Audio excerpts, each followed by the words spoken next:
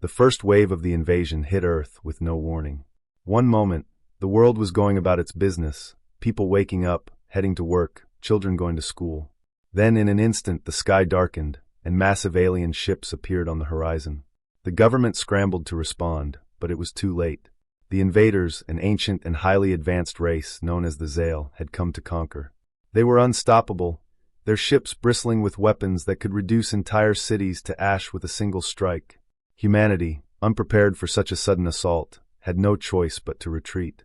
The Zale began their invasion by targeting the largest cities, vaporizing them in a matter of hours. New York, London, Paris, gone, nothing but rubble and smoldering remains. No military force could stand against the Zale's technology. Fighter jets were torn apart in seconds, tanks and missiles mere toys in the face of alien firepower. Governments around the world fell one after another, and Earth's last hopes seemed to be extinguished.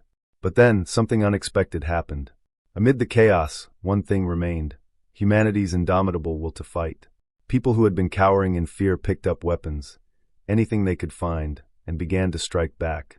They didn't have the technology to defeat the Zale, nor the numbers to overpower them, but they had something far more dangerous: the refusal to surrender. The invaders were baffled. They had expected a swift conquest, but they hadn't accounted for the stubbornness of a species that had once clawed its way to the top of the food chain on a backwater planet.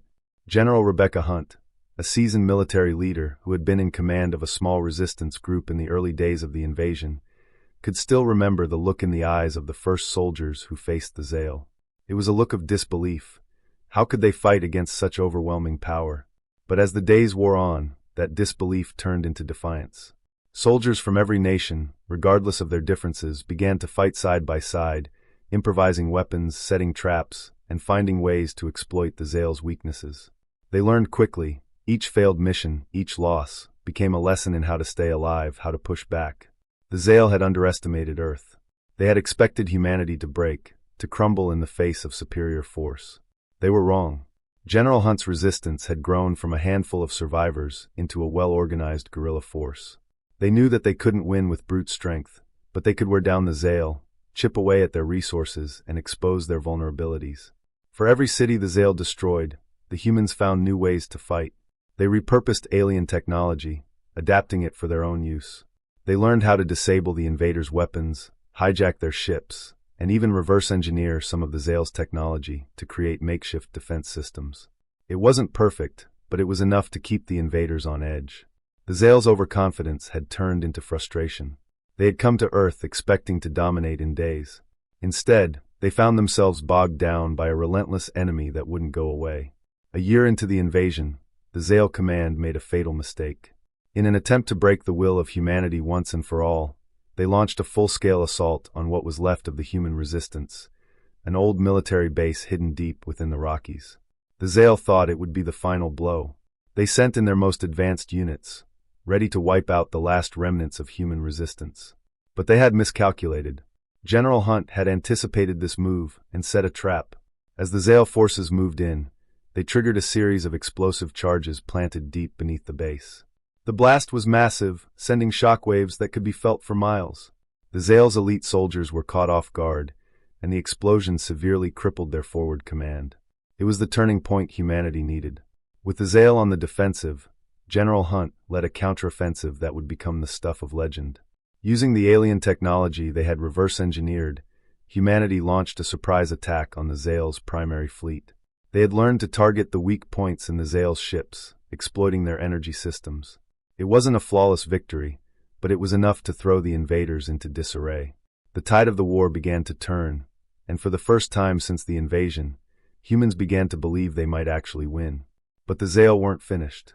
They regrouped and retaliated, launching devastating counterattacks that decimated more human settlements. The war dragged on for years, a brutal back and forth where the Zale would take ground, only to lose it again to the resilience of humanity. The fighting grew fiercer, the stakes higher. Cities were destroyed, and entire regions were laid waste. The human population dwindled, but so did the Zale's forces. The longer the war went on, the more humanity adapted. The resistance became more coordinated, their strikes more lethal. Humanity had learned to fight on their terms, using the environment, their ingenuity, and their refusal to give up to outlast an invader that had once thought they were invincible. Eventually, the Zale made one final, desperate attempt to crush humanity's will to fight. They unleashed a weapon of mass destruction, a planet-destroying bomb that would annihilate everything in its path.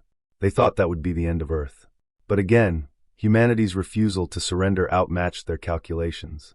A group of survivors, led by General Hunt herself, infiltrated the Zale's main command ship, fought through countless enemy forces, and disabled the weapon before it could launch. The Zale were finally forced to retreat. Earth, battered and broken, had endured. The cost of victory had been immense. Millions of lives lost, cities reduced to rubble, and entire ecosystems destroyed. But humanity had done the impossible. They had held their ground against an enemy that had believed they were destined to win. The Zale had underestimated humanity's spirit, the one thing they could never conquer. As General Hunt stood among the ruins of what had once been a thriving metropolis, she looked out at the horizon, where the last of the alien ships fled into the stars. Her face was smeared with dirt and blood, but there was a fire in her eyes. The war wasn't over, but humanity had survived, and that was enough. They had faced extinction and defied it. The Zale had come with a single message. Earth was nothing more than a stepping stone. But they hadn't gotten the memo. Humanity was not to be underestimated. Humanity wasn't just a species on the brink of extinction. Humanity was a force, and they would rise again, stronger than ever. The invaders hadn't just failed to conquer Earth. They had made the mistake of thinking that humans would simply roll over. Now the galaxy would know better.